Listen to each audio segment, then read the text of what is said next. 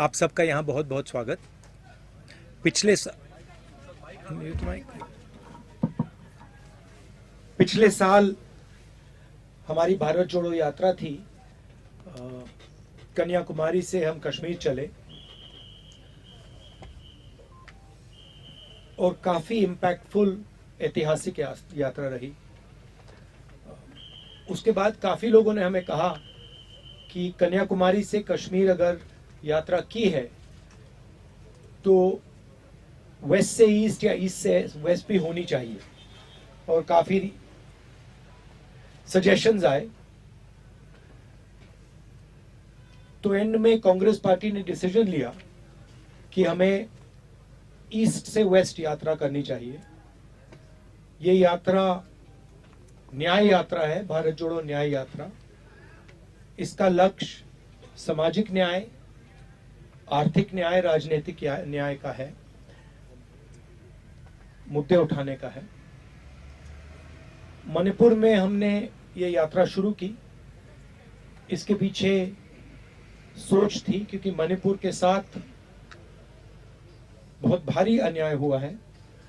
पहली बार हिंदुस्तान की स्टेट में महीनों के लिए हिंसा चल रही है और प्रधानमंत्री जी, बीजेपी के लोग वहां गए तक नहीं है।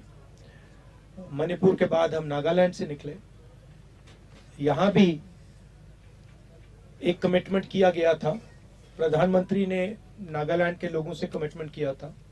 उस कमिटमेंट को भी पूरा नहीं किया गया जो एग्रीमेंट था।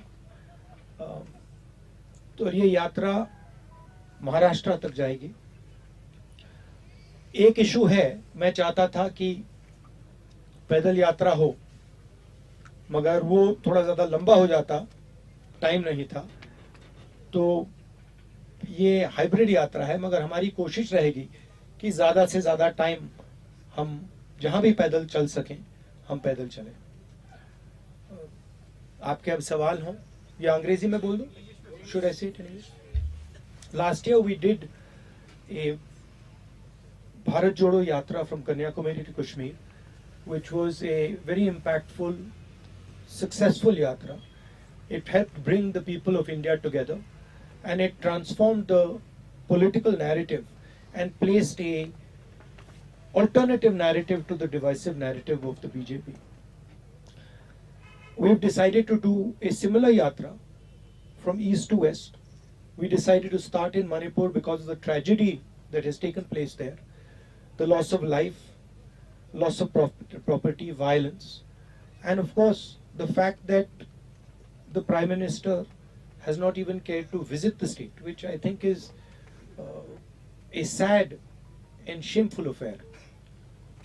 And we are going to go all the way to Maharashtra. I would have liked it to be a pedal yatra, walking yatra, but time constraints are there, so we have decided to make it a hybrid yatra.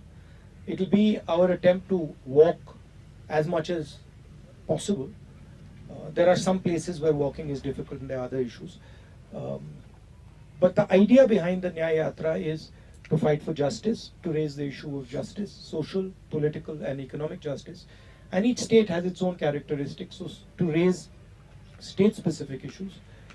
Nagaland itself had been given a commitment by the Prime Minister 9 years ago, which has been broken, which has not been completed. And that is something that many people in Nagaland have told us, mentioned to us, that look, the Prime Minister had committed certain things to us and nothing has been done. So that is the idea.